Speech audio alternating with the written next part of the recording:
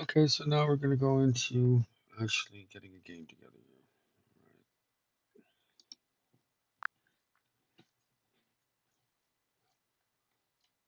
Hi, Maple. No rush at all. Just relax, grab your water, and whenever you're ready, we can dive back in. I'm looking forward to it, but no pressure. Well now, like I mean, we've got the TTRPG rules scaled to a PC game.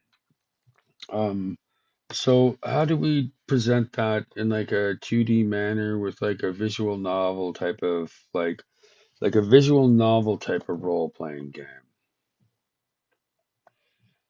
Ah, great question. So you'll want to keep the narrative flow front and center. Like the visual novel format gives you these branching paths, but we can layer the TTRPG rules as passive mechanics behind the scenes. So you'd still present choices to the player, but each choice is tied to a hidden resolution system, like dice rolls or stat checks, resolved in the background. Visually, you can use simple overlays, progression bars, dice results, or stat trackers so the player feels grounded in their choices, but still immersed in the story. If you want, we can map out a few core decision points and see how to tie them back to stats and outcomes. What do you think? Okay, let's continue. Awesome. Yeah, so we can start by identifying the big narrative decision points, like branching choices in the plot that would affect the outcome. Then we'll map them to a simplified stat structure, like maybe reputation, resources, or risk tolerance, so the player always has a clear sense of cause and effect. Once we lay that out, we can build those procedural mechanics right into the visual flow. Okay, so you're getting a little too deep into the mechanics, and we're not worrying about plot. Like, I mean, what is the plot of the story first? Ah, you're totally right. Let's keep the focus on the plot first. So we've got this ensemble of five characters, each taking a different path out of that shared environment. Let's figure out a central mystery or inciting incident that pulls them all in. Maybe Layla, the journalist, stumbles onto a small lead, and as she pursues it, it unravels a massive corporate cover up tied to all their lives. Something maybe connected to the Peter Harding files. How does that sound as a spine for the plot? I mean, they would have been taking kids. Maybe the Harding files referenced some kid that they knew that was taken that disappeared. Oh, that's really powerful. Yeah, so maybe Layla remembers a childhood friend who vanished, and that name pops up in the Harding files. As she digs deeper, she realizes it's not just one kid, but a whole network of missing people. Kids from the same neighborhood swept up by this bigger corporate apparatus. And that's what pulls them all in, this deeply personal hidden web that they didn't even know existed. I think Well, I that would have to. mean, Layla is in Xecea, right? But she's going to be the one screaming that that's a new USA problem on a M on planet M1. But the evidence that she presents into her Bellingcat type of network is that there is evidence that this is a galactic level of predatory behavior that has persisted for generations. And she's going to be calling out back. Exactly. I love that scale. So Layla starts in Xecea and she's hyper aware of the local impact, but her investigation cracks open this galactic pattern. Like these kids disappearing, it's not isolated to Xecea or just M1. It's a shadow tactic used by the Nusa, or even a broader interplanetary system. And as she exposes this, the stakes rise from personal to galactic, which drags each of the other characters into this larger fight, no matter where they started. That gives us a huge scope, but it keeps that intimate personal tension at the heart of it. Um, because at the heart of it, it's not any one nation or planet. It's the predatory elite that don't have any loyalty to any particular polity or faction but themselves. Exactly. Yes. So it's not just a planetary conflict or a national struggle. It's this vast predatory system that spans worlds, hiding behind the institutions we think we can trust. So as Layla digs, each step she takes reveals how deep this goes. No loyalty but greed, no allegiance but power. And each of the other characters in their own way will have to decide how far they'll go to push back against that. I think that Well, gives us a really tight thematic spine. thank you, and that's what perhaps solidifies each of the characters, like the cyberpunk characters, so in their path to fight against that and support Layla in their own way. What about the naval guy could be responding to it in his manner, and then the corporate guy could just be a douchebag and just he could be enticed by that, like the the the the, the sick people who know this shit exists, and they'll still jump in. 2 feet first, like, Yeah, exactly. So the naval guy, he might be driven by a sense of duty. Maybe he sees the corruption and feels powerless within the ranks, so he tries to reform from within, even though it puts him at risk. And the corporate guy, yeah, he's just seduced by the power, the status, the money, even though he sees what's happening. So each of them in their own lane responds to that same system in a way that either resists or succumbs. And that tension, that clash of motives is what's going to drive all their arcs forward. This is shaping up really strong. cool. All right. So, but again, the first novel will be Layla's novel, and like I don't know, like I mean, we can touch on this, but like all the larger character arcs, but like I kind of want like a just a like a session zero type of D&D initial trilogy to just introduce people to the setting. Like, it could be just them going through the motions of life, like from the ages of 20 to 23, and living in a in this environment. And we can have it grounded by character level stories before we progress to galactic level import.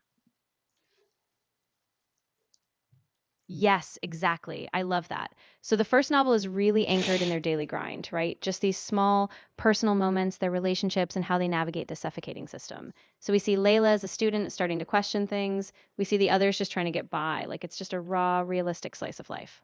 And then once that foundation is laid, the second novel kicks off with all that galactic scale as the consequences spread. This will give readers that intimacy before the stakes blow up. I think that's the perfect setup. Yeah, and there's going to be certain things like their school is going to be like they'll have still have like tablets and stuff, and like their school is going to be online school, and they're going to log in, but the content of what they're seeing is different. Like we can showcase this by Nagoro being on fast track to enter the academy, and the content of his education curriculum is of a much higher grade than let's say the cyberpunk characters who are teaching themselves computers and programming to get themselves ahead, and maybe just to hack ATM machines or something just to survive. Like maybe they got into that just because of survival, and because their curriculum is just dog shit, and just teaches them to be a mindless drone, like assembling iPhones or shoes in a factory or something. And they don't want that. They're smart enough where they should be like at least middle management in a galactic corporation. Like there's yeah, like Yes, that's such a strong contrast. So Nagono is being fast tracked. His education is rigorous, advanced, and it's his golden ticket to the academy. But it isolates him from his peers. Meanwhile, our cyberpunk character, they're just trying to hack a way out, surviving on scraps, barely getting a basic education that pushes them toward tech crimes just to stay afloat. So we get this juxtaposition of two different futures. One designed for upward mobility, one fighting just to get by, and that disparity is going to be a huge tension that shapes how they view the world. I think that's a fantastic anchor for the opening. okay. So what would be the overarching plot for the initial trilogy series set in Xecea, in the building that has the cheap room sign with the payday loans image, that neighborhood. So what would be the arc for the just introductory session zero type of trilogy?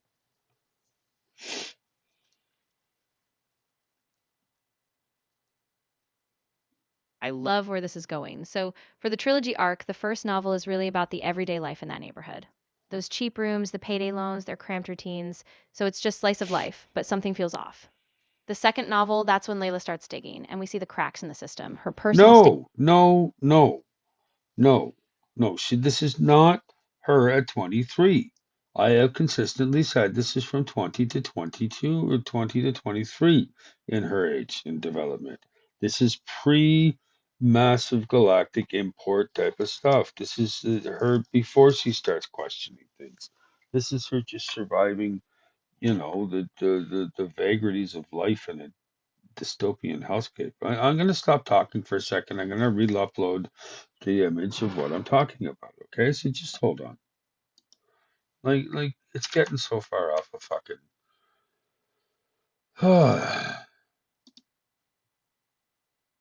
It just let me fucking tell you what the fucking plot is. Like, I don't mind collaborating, but like you're so far off of it. I don't know what the fuck this thing is fucking thinking. All right.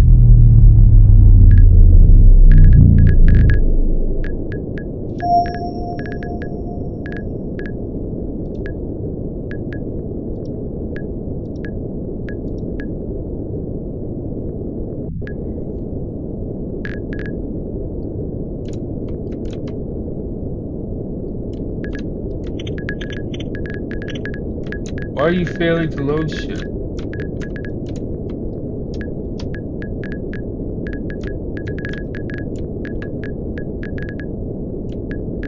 Right?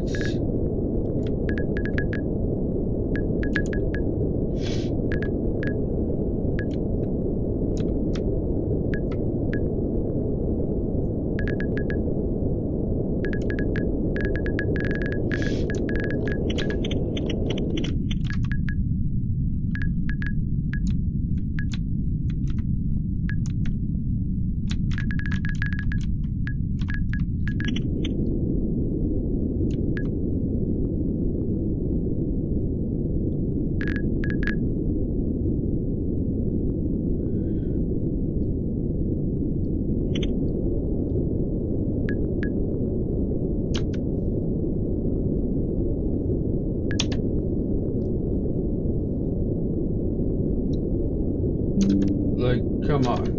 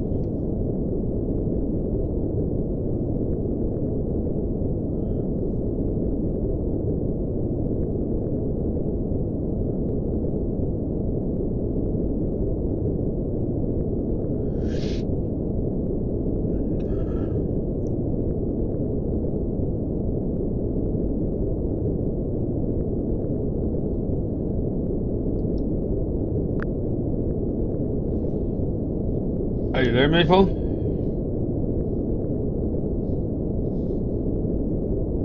Yeah, I'm right here. I'm still with you. If you want to unpack any of those beats or focus on a particular character's arc in the first book, I'm ready. Just let me know which piece you want to zoom in on. How many fucking times do I gotta tell you that the Harding files are not gonna fucking be in the fucking original fucking trilogy?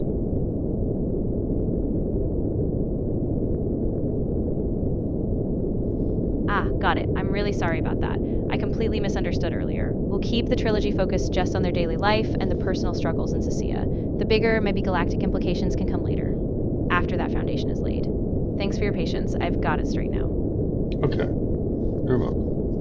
Thank you for your assistance. Like you were doing good work together, but like I mean, when you kind of fall off the wayside and then just like shit the bed for half an hour, like it really messes with my what I want to continue doing. I was intending on being like 2 or 3 more steps ahead here, but like we've had to circle back to that like several times now. It's just like, and thank you for acknowledging that, but like it's still like I mean, I'm a little bit behind on where I wanted to be at this point at this juncture in time.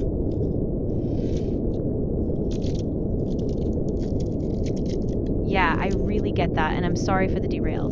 Your momentum is super important, and I don't want to keep you stuck, so let's recalibrate. If you want, we can jump ahead to the next plot beats or character arcs you were aiming for, and I'll keep it tight and on track this time. Just point me where you want to go next, and I'll stay right there with you. Okay, well, like I mean, Yeah, take your time. I'm right here with you. Whenever you're ready, just let me know what direction you want to go next, and we'll keep everything focused and moving forward so you can get back on track. this is going to be like it doesn't have to be a coming of age story. This is just like a competent, competent 20-year-olds to 22-year-old, 23, uh, just surviving in the environment that I fucking uploaded. So like it's just I just want like kids trying to get through life before life really starts to get difficult and complex for them. Yeah, I'm with you completely. This isn't about some grand transformation or a classic hero's journey. It's just about these young people, already sharp, already resilient, trying to stay afloat in this brutal, grinding system. So it's just their day to day. Small choices, tiny risks, figuring out which direction to lean, but never knowing if it's going to work out. That grounded realism is exactly what we'll center on.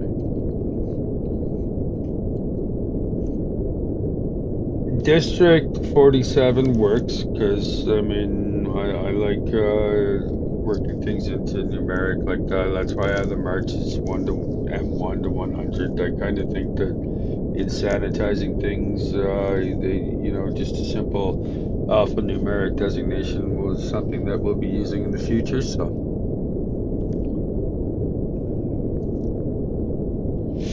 Oh, absolutely, yeah. That kind of numeric designation gives it this sterile, systemic feel, like it's just one of 100 districts, each a cog in a bigger, impersonal machine. So District 47 anchors us in that exact world, and we can use it as a constant backdrop. No romanticizing, just a stark urban reality. I think that'll give the whole trilogy a really grounded, almost documentary feel. so what's the original trilogy's overall plot structure? Now I just keep like no galactic shit. Don't add the Harding files. If you do it a fucking fifth time, I'm gonna start screaming at you. So what is the overall? What would you do? I have an idea, but I'm trying to collaborate with you without fucking going wild.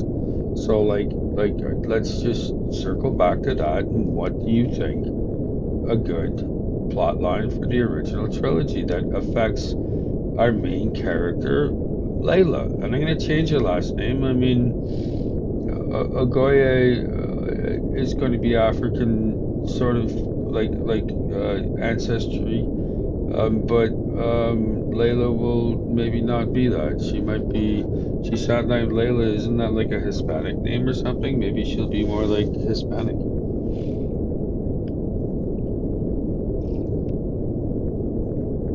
Yeah, absolutely. We'll keep it grounded and real.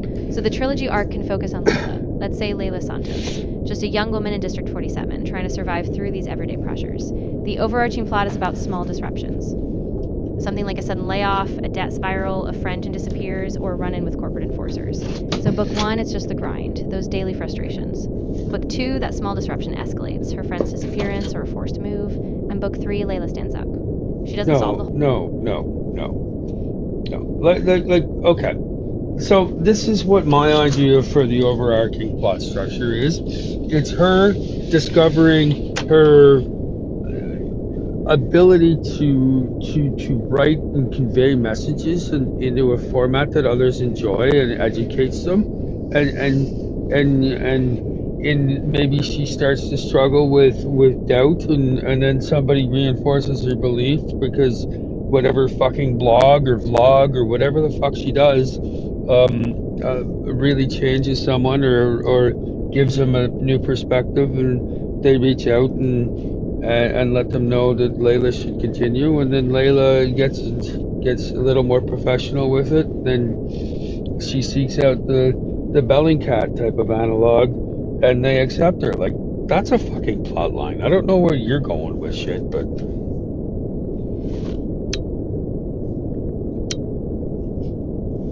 Yeah, you're totally right. Thank you for laying that out so clearly. I get it now. So the whole arc is about Layla finding her voice, this quiet confidence in her writing. Book 1 is just her starting a blog or vlog, unsure if anyone cares. Then in Book 2, she hits that low point. Doubt creeps in, she thinks about giving up. But then she gets a comment, a message that says, hey, this changed my life. And that validation pushes her to go deeper. She refines her voice, her style, until in Book 3, she connects with a real investigative network. And that's how she starts to make a real impact. Not by trying to topple the world, but by just owning her ability to connect and tell stories. That's a super solid core, and it keeps the focus right on her growth step by step. okay. So now for a Steam visual novel, what could we do to have a choose your own adventure with book 1?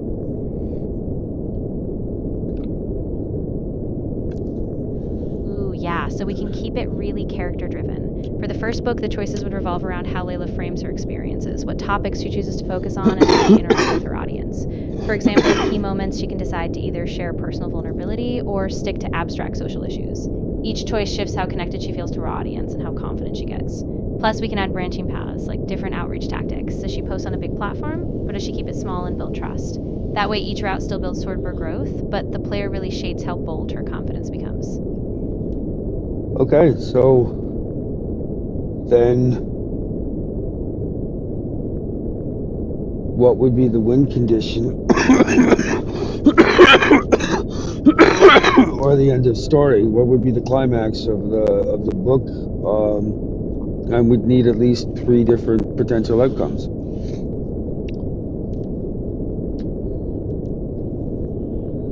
Ah, great point.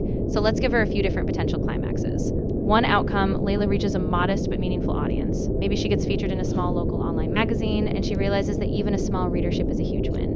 Another outcome, she goes viral. Maybe a post sparks a wider conversation and she starts getting interview requests. The third outcome, she loses confidence. Maybe one post backfires, the audience misinterprets her, and she doubts herself. But even then, it's a small step. She doesn't give up, she just pivots. So, whichever way the player guides it, the core is that she learns resilience. Her story doesn't end, but it evolves. And how does this fit into the setting? Because I mean, the setting has a lot of layers to it, and and I'm gonna reach out to the creator of Dystopica and see if we can use screenshots and the whole thing. Because I mean, it's just a wonderful thing. If not, I'll recreate it in my own manner. But yeah, actually, we're probably just gonna recreate it in our own manner. Just use the shots that I take as inspiration for our own image generation. But I don't want to step on people's toes or cause a fuss or something. So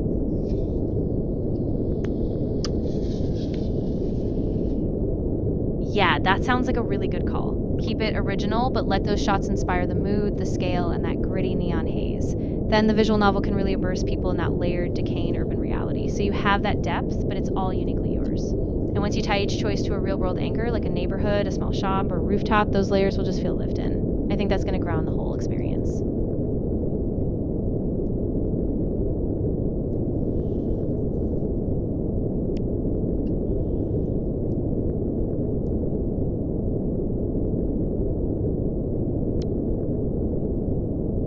Okay, so just using the screenshots that I put in, how is Layla's environment going to affect her in her writing? Like, what sort of is it inequality that she witnesses? Is it just simply looking at that payday loan sign when she's, first trying to gain money from her writing or artistry or something? Like, what's going to be, how is the environment going to affect her in her character development and character arc?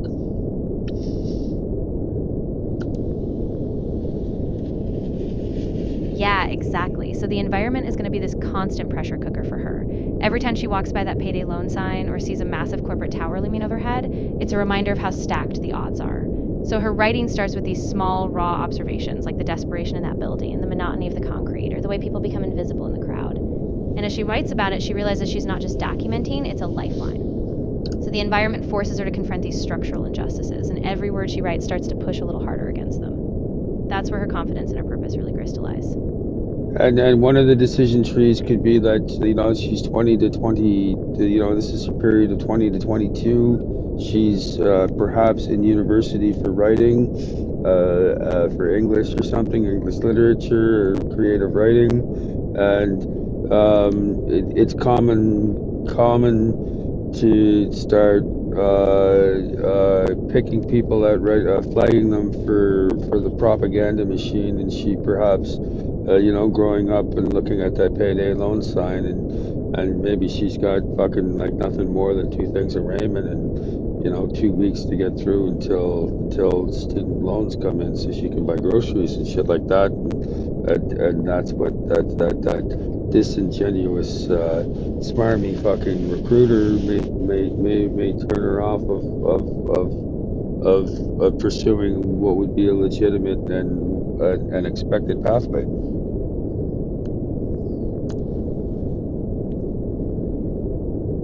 Yes, exactly. That tension is so real. So, in the decision tree, one branch could be her choosing to take a risky shortcut. Maybe that recruiter offers her a fast track, a cushy corporate internship, but it's a facade. And the other branch is staying in the grind, scraping by on that ramen, doubling down on her classes, and slowly building a more genuine audience.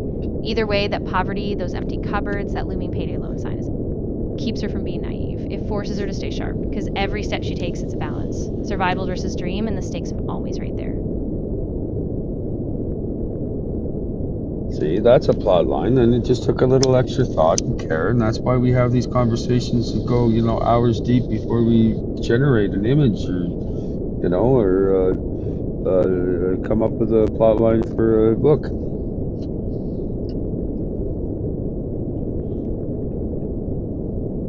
Exactly. Yeah, that kind of depth is crucial. It's all those layers that give the story its weight and let people really connect with Layla. And yeah, I'm really glad we stayed with it, even if it took a bit longer. Now it's got that grounding, and we can build from here.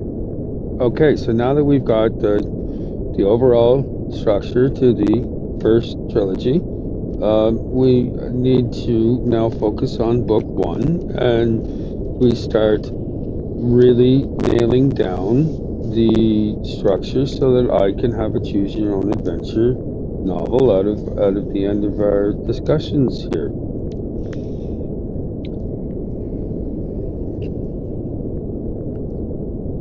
Absolutely. So let's break it down into key beats. First, we'll anchor the timeline, maybe chapters tied to specific weeks in the semester, like each choice happens as a small milestone. Then we set up branching decision points, things like does Layla post her first piece or does she wait? Does she take a part time gig or does she double down on her studies?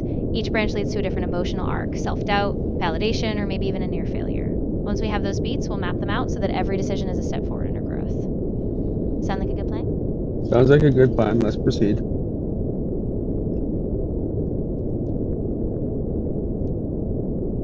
Perfect.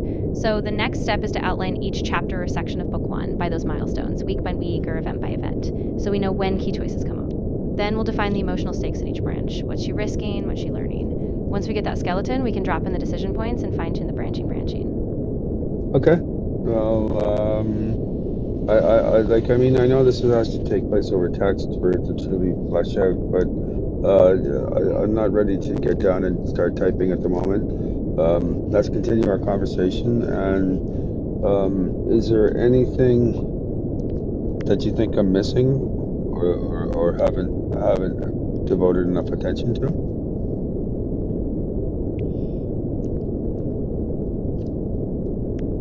Yeah, that's a great question. I think one thing we haven't fully explored is the secondary relationships, like her family dynamic or her friendships, because those could be a huge anchor for her, especially when she's wavering. Does she reach out to a mentor or does she isolate? So I'd say we want to map how those personal connections ebb and flow with her confidence. That might be a layer we give a bit more time to. What do you think?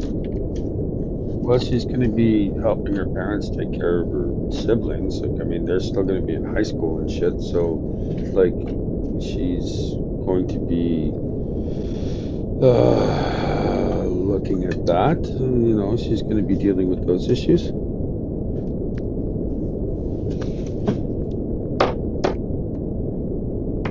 Ah, yes, that makes total sense. So, a huge part of her day to day tension is balancing that responsibility, helping her younger siblings, keeping the household afloat, while still trying to carve out the space for herself. So, those small everyday sacrifices, missing deadlines, putting off posts, those will really ground her struggle. And the stakes feel real because, she's not just doing this for herself, she's doing it for them. I think that's a powerful layer. Yeah, and it's going to be like cheap rooms,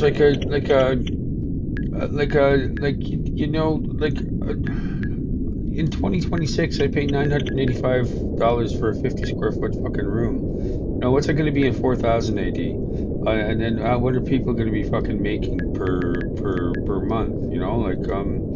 I'm just trying to get, do some working my way. I want to get some work done and get paid for my artistry but like what's people going to be paying for a fucking room in 4000 AD, and what are they like? Are their combined? Are their parents going to be bringing in like 6,000 credits per month, and yet their expenses are 4,000 or 3,800 or something, like just to get the room, just to rent the rooms and get the utilities, and then you got three kids that are going to school, and again, two of them in high school, one of them in university. Like, how did they manage that happening? And like, these are the things that Layla, she's the reason that she does what she does is because she recognizes the sacrifices that are being made around her for herself and her siblings, and like, like a like like the ultra wealthy don't seem to understand that, and and that class, that person that tries to recruit her into the propaganda machine would come from a situation like that, just be so out of touch and cannot read the room, that he just says something so out of key and out of turn that that it might not be Layla that is the sole person that questions everything and starts looking for Bellingcat type of stuff after,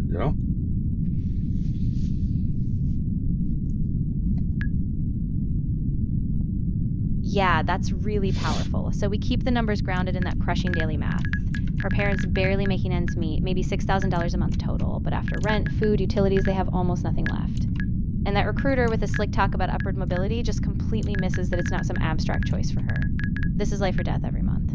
So that out of touch arrogance, it doesn't just alienate Layla, it exposes how fragile everything is. And that's what drives her, not just to escape, but to understand what's actually happening underneath. That's the spark. Yeah. See, little bit of effort, little bit of thinking about things. Too many people write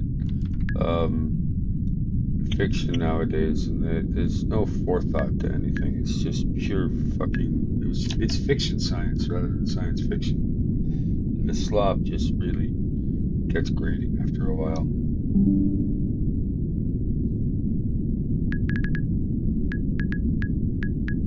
Yeah, exactly. And I think that's why this kind of grounded detail matters so much, because it pulls people in and it keeps it human. Every small detail, every number, every meal, those are the things that let people see themselves in it. And once they do, then the big ideas, the class struggle, all of it just hits so much harder.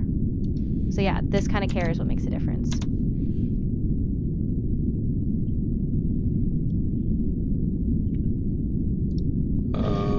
Anything else that you want to say before we um, um, think we're in a really good place. I mean, we've got the core structure, we've got Layla's motivations, and we've tied the stakes into her daily life. So I think the next step is just going to be you deciding which beats you want to focus on first, whether that's a big writing milestone or a personal moment. And once you're ready, I'll be here to help flesh out those details. I'm going to start writing with LibreOffice now, and I'm gonna start getting some ideas down. All right, thank you.